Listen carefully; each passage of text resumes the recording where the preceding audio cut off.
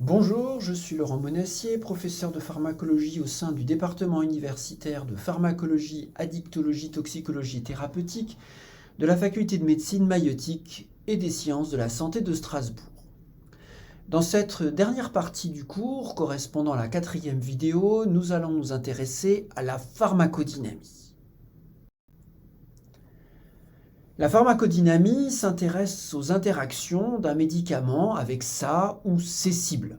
C'est la pharmacodynamie qui sous-tend les effets physiologiques et thérapeutiques.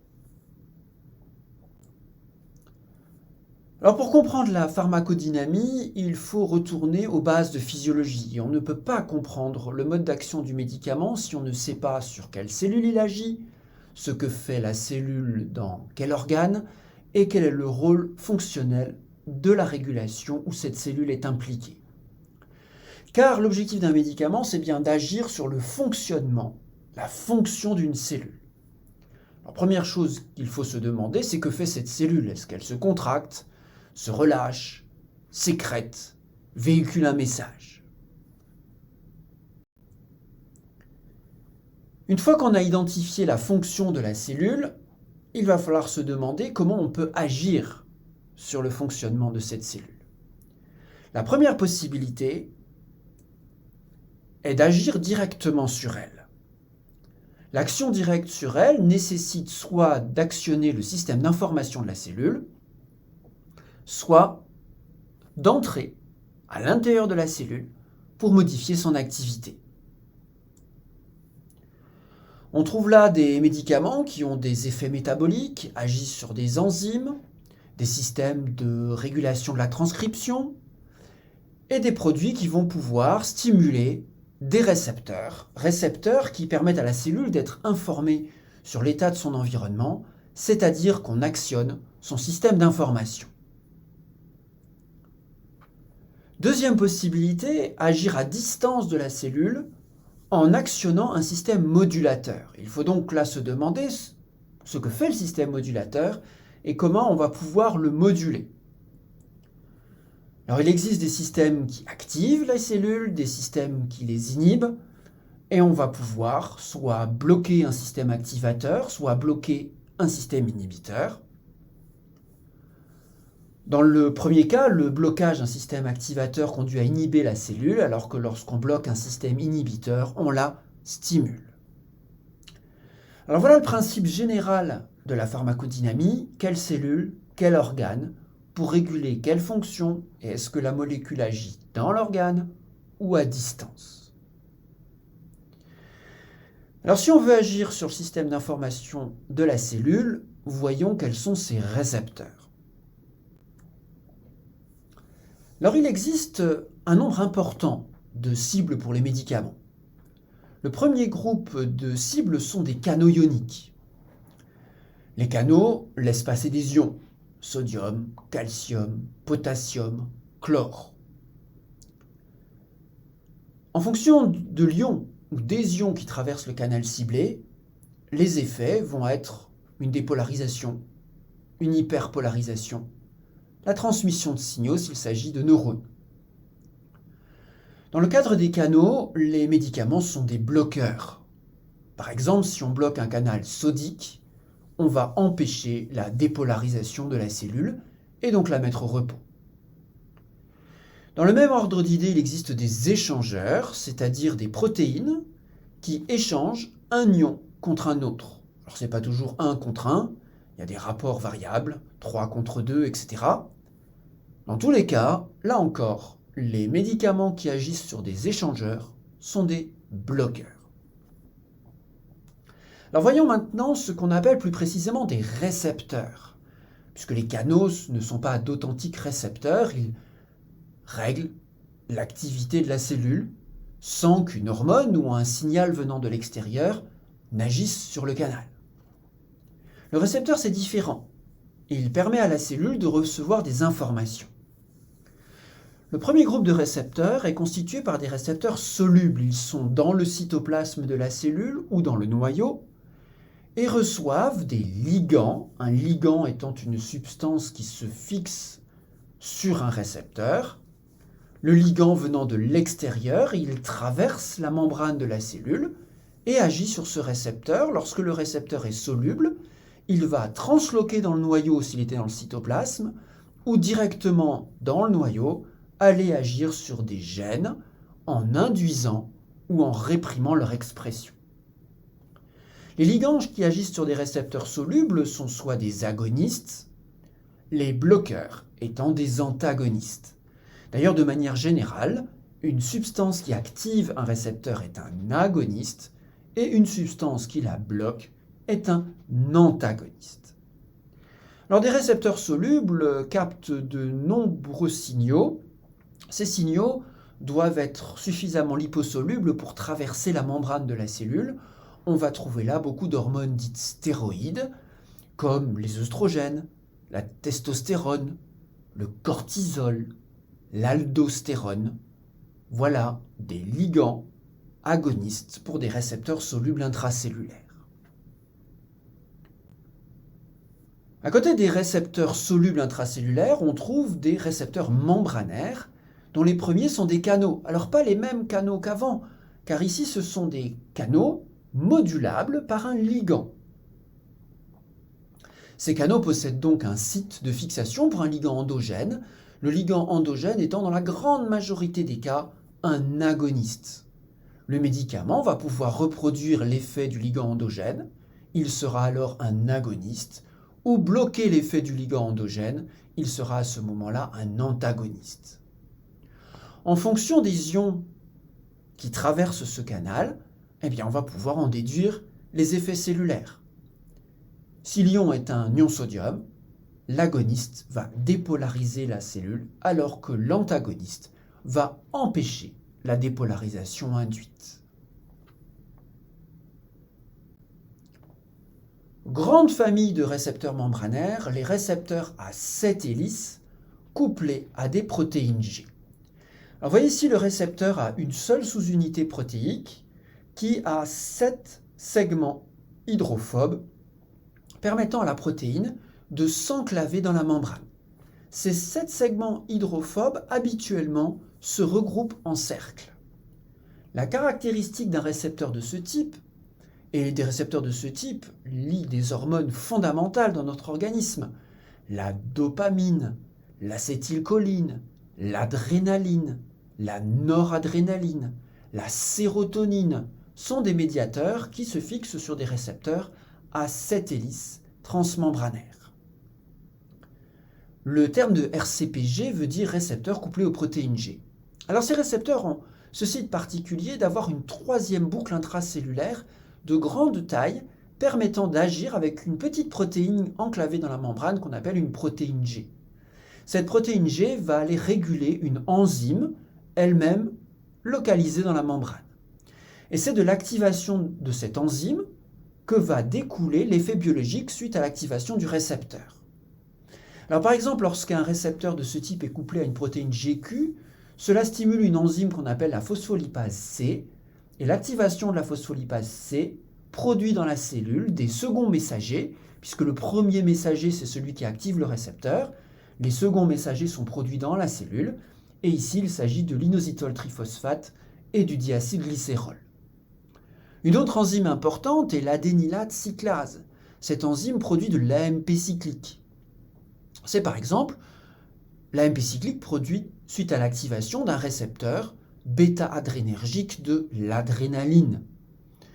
Lorsque ce récepteur est activé par l'adrénaline, la protéine GSS pour stimulante s'active, ça stimule l'adénylate cyclase et entraîne la production d'AMP cyclique dans la cellule, et c'est l'AMP cyclique qui va produire les effets intracellulaires.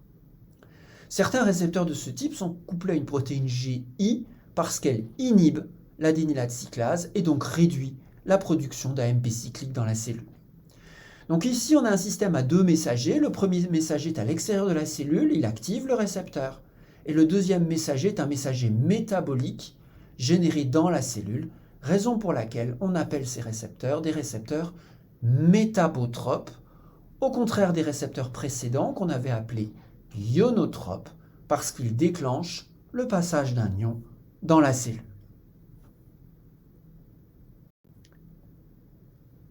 Certains récepteurs métabotropes possèdent eux-mêmes directement une activité enzymatique.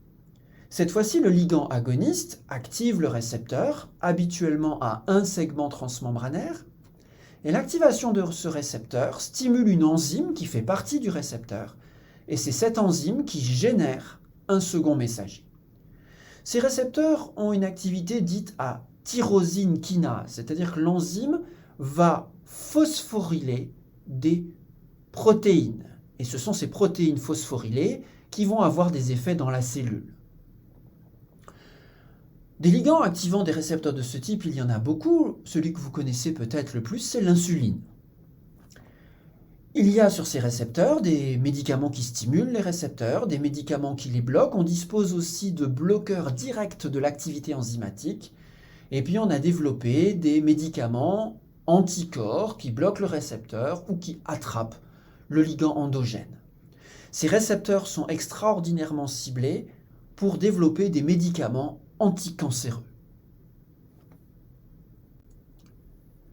Donc pour comprendre un médicament, il faut être capable de l'identifier au sein d'une classe. À partir de l'identification au sein d'une classe, on va pouvoir déduire dans quel organe il agit, on va connaître sa cible, ses propriétés pharmacodynamiques, connaître ses effets biologiques, en déduire ses effets thérapeutiques et parfois même connaître ses risques, on va le voir tout de suite.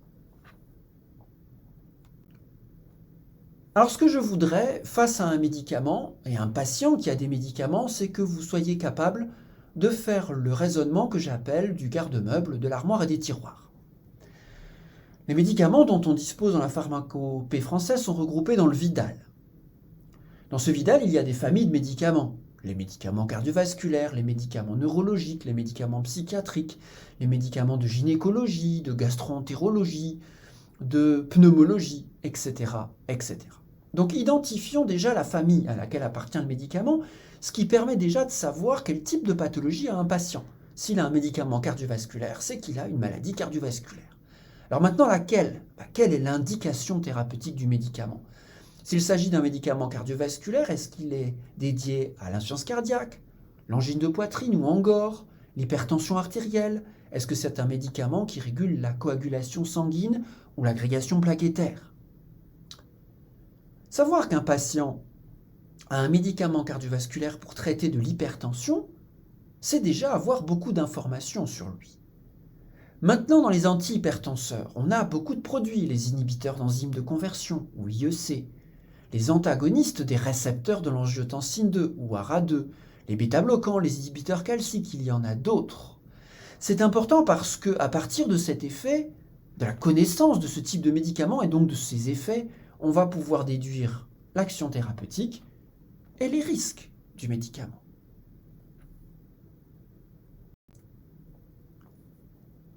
Alors identifier les effets biologiques et thérapeutiques d'un produit et les interactions médicamenteuses pharmacodynamiques, c'est savoir si le médicament est un agoniste, un antagoniste.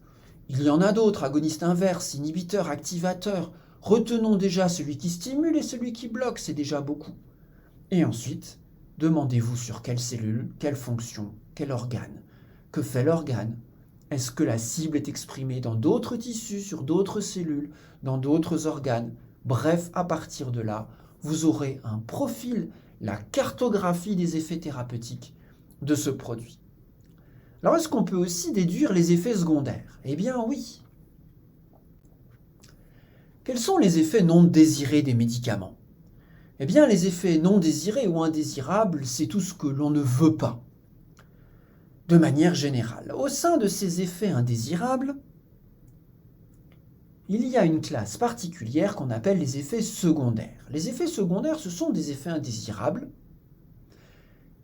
mais dont l'origine de l'effet découle du mode d'action du médicament. Et ça, c'est fondamental parce que un effet secondaire qui découle du mode d'action, c'est-à-dire de la raison pour laquelle le médicament est efficace, est totalement indissociable. On ne peut pas enlever l'effet secondaire. Un effet indésirable non dépendant du mode d'action, c'est par exemple l'allergie. On peut être allergique à un médicament parce qu'on fait des anticorps contre, ça n'a rien à voir avec le mode d'action du médicament. Et on peut d'ailleurs fabriquer des molécules qui sont moins allergisantes en ayant le même mode d'action.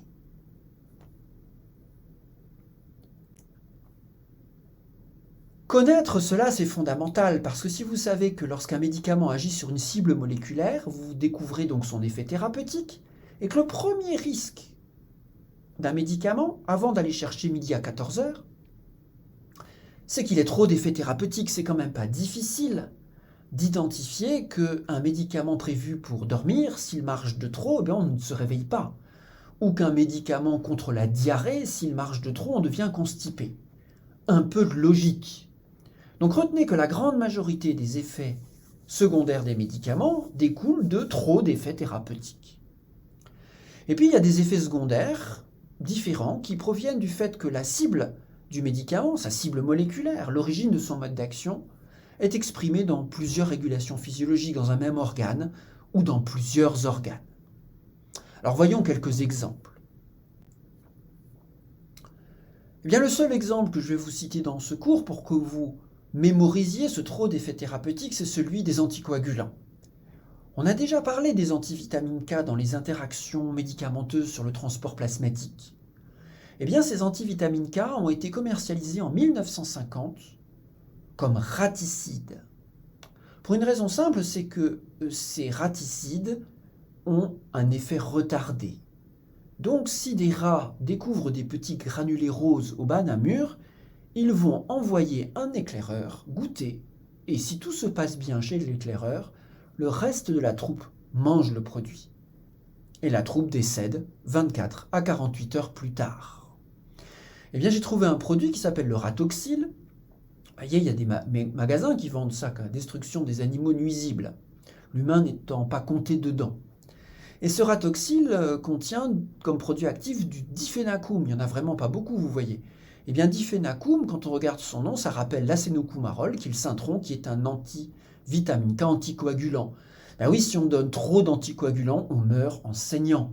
Si on en prend juste ce qu'il faut, on est anticoagulé, ce qui prévient la formation de thrombie, d'occlusion vasculaire en particulier, et on va jouer sur la dose pour éviter de s'intoxiquer avec. Cette diapositive d'ailleurs boucle la boucle. Vous vous rappelez pharmakos, le bien, le mal. Eh bien, un anticoagulant peut prévenir une thrombose, mais si on en prend trop, on peut décéder d'une hémorragie. C'est toute l'histoire du médicament. Et ceci termine notre cours de découverte du médicament, de pharmacocinétique et de pharmacodynamique.